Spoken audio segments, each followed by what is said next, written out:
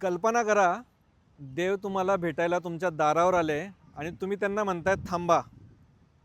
आश्चर्य वाटतं ना? असं तुम्ही करू शकताय का? नाही ना? पण हे असं झालेलं आहे.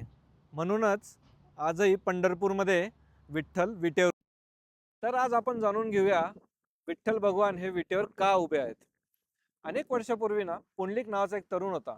तो आपल्या आईवडिलांबरोबर राहत असे. पण तो त्यांच्या आईवडिलांची बिलकुल सेवा करत नव्हता. त्यांचा अपमान करायचा. आणि एके दिवशी ना तो त्याच्या आईवडिलांबरोबर काशी यात्रेला निघाला. वाटेत त्यांना कुकुटमुनीचं एक आश्रम मिळालं. जिथं ते गेले आणि त्याला तिथं एक 3 स्त्रिया दिसल्या, ज्या आश्रम साफ करत होत्या. पण ते 3 स्त्रिया अत्यंत तेजस्वी होत्या. त्यावेळेस पुंडलिक त्यांना विचारतो, की तुमचं चेहऱ्यावर एवढा तेज कसा? तुम्ही घातलेले कपडे जे आहेत ते अस्वच्छ आहेत. त्यावेळेस तुम्ही कोण आहात म्हणजे नेमकी मला सांगता येईल का? त्यावेळेस ते तिघे जणांनी सांगतात, की आम्ही गंगा, यमुना आणि सरस्वती आहोत. त्यावेळेस त्यांनी लगेच हात जोडले. तर तुम्ही इथं कसे? आणि तुम्ही असे कपडे का घातले? तर ते बोलला, की लोकांची पापं धुता धुता आमचं सगळे जे आहे ते अस्वच्छ झालं. आणि कुकुटमुनी त्यांच्या आई-वडिलांची जी सेवा करतो, एवढ्या मनोभावी करतो, त्याचं जे पवित्र आहे त्याचं सेवा करून आम्ही पुन्हा पवित्र होतो या स्वच्छ होतो.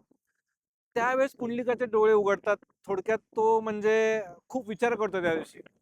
आणि दुसऱ्या दिवसापासून तो आपल्या आई-वडिलांची एवढी सेवा करतो, एवढी सेवा करतो, की पूर्ण त्याचं आयुष्य त्यांच्या आई-वडिलांच्या सेवेसाठी झोकून देतो. हे बघून आहे ना, श्रीकृष्ण भगवान खूप खुश होतात आणि ते विचार करतात एक दिवशी पुंडलिकाच्या घरी जायचं. एके रात्री पुंडलिक ज्यावेळेस त्याच्या आई-वडिलांची सेवा करत होता, त्यांचे पाय दाबत होता, त्यावेळेस श्रीकृष्ण भगवान त्यांच्या दारावर येतात आणि ते पुंडलिकाला पुकारतात. पण पुंडलिक म्हणतो, "थांबा, मी माझ्या आई-वडिलांची सेवा करतोय." मग त्यावेळेस श्रीकृष्ण थोड्या वेळाने परत त्यांना म्हटले, "पुंडलिक." त्यावेळेस पुंडलिकांना वाटलं ह्यांना उभं राहायला त्रास होतोय. त्यामुळेच त्यांना एक वीट दिली उभं राहायला आणि श्रीकृष्ण त्यांच्या भक्तासाठी विटेवरही उभे राहिले. थोड्या वेळानंतर ज्यावेळेस पुंडलिकाचे पाय दाबून झाले, तो भगवंतांना पहिले माफी मागतो, की मी माझ्या आई-वडिलांची सेवा करत होतो. त्यामुळे तुम्हाला मला भेटता नाही आलं, या आदरातिथ्य नाही करता आलं. तर तुम्हाला एक दुसरी विनंती अशी, की तुम्ही नेहमी माझ्या समोर राहा, या लाखो भक्तांना आशीर्वाद देत राहा, तर तुम्ही करू शकतात का? त्यामुळे श्रीकृष्णाने त्यांची जी विनंती होती ती मान्य केली आणि आजही आपण पंढरपूरमध्ये विठ्ठलाची मूर्ती बघतो, जी विटेवर उभी आहेत आणि लाखो भक्तांना ती आजही दर्शन देत आहेत. तर ही होती पुंडलिकाची कहाणी आणि कसे विठ्ठल आपल्या पंढरपूरमध्ये विराजमान झाले. मी आहे संकेत कोयटे. बघत राहा अनुभूती शो.